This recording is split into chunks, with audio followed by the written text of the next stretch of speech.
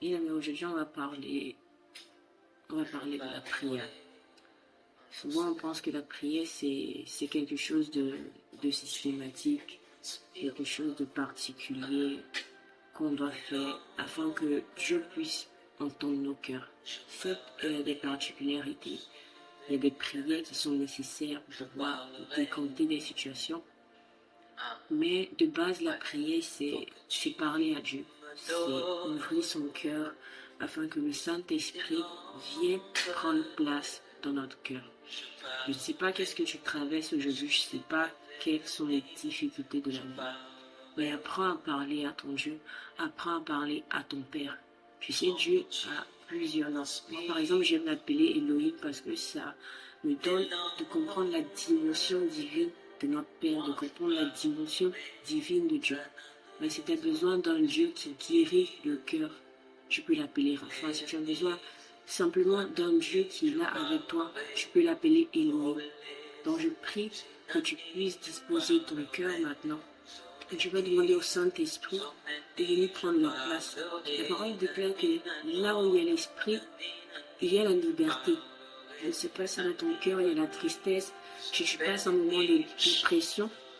Quand tu vas inviter le Saint-Esprit, tu vas voir qu'il va commencer à disposer ton cœur. Il va commencer à enlever toutes ces choses qui te font mal. N'aie pas peur de parler à Dieu. Dieu est notre ami, il est notre Père, il est là pour nous. C'est celui-là qui nous donne la force d'avancer. Souvent, en tant que jeune, on a des difficultés. Peut-être la famille ne nous comprend pas, mais il y a le Saint-Esprit qui est là. Il y a le Saint-Esprit qui est là. C'est celui-là qui nous donne la force d'avancer. C'est pour ça que ce matin, j'aimerais vraiment que tu disposes ton cœur. Tu vas demander au Saint-Esprit de disposer le cœur qu'il t'a donné, afin que tu puisses encore avoir l'assurance de t'approcher de son trône. Parce que c'est dans sa présence qu'il transforme toutes choses. C'est dans sa présence qu'une verge fleurit. C'est dans sa présence qu'il les restaure. Au Saint-Esprit, je te prie, afin que tu puisses toucher le cœur d'un frère, d'une sœur qui regarde cette vidéo. Je sais que là où tu es, il y a une liberté. Là où tu es, il y a une présence qui transforme. Père, certes, la prière peut transformer plusieurs vies. Mais que la prière, ça soit d'abord une conversation avec toi. Que ce soit le matin, à midi, le soir, papa, nous voulons toujours parler avec toi, nous voulons toujours prier. Père, viens disposer mon cœur, viens disposer le cœur de mes frères ce soir qui ont besoin. Bien-aimé, tu vas vraiment disposer ton cœur, tu vas demander au Saint-Esprit de prendre le contrôle de ton cœur, de prendre ce cœur-là, parce que c'est de là que viennent les sources de la vie. C'est de là que viennent toutes choses, tes pensées, tes émotions viennent de ton cœur. Et si ton cœur n'est pas disposé au Saint-Esprit, tu ne peux pas manifester ce que le Saint-Esprit veut exprimer.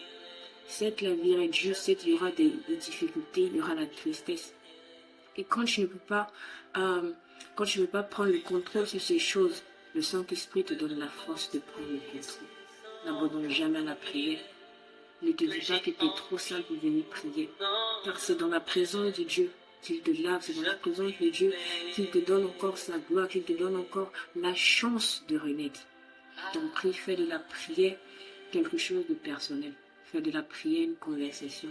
Choisis un nom particulier. Comme j'ai dit, moi je l'appelle Elohim. Mais si tu as besoin d'une personne qui est là, tu peux l'appeler Emmanuel. Et Emmanuel va répondre, il sera là avec toi.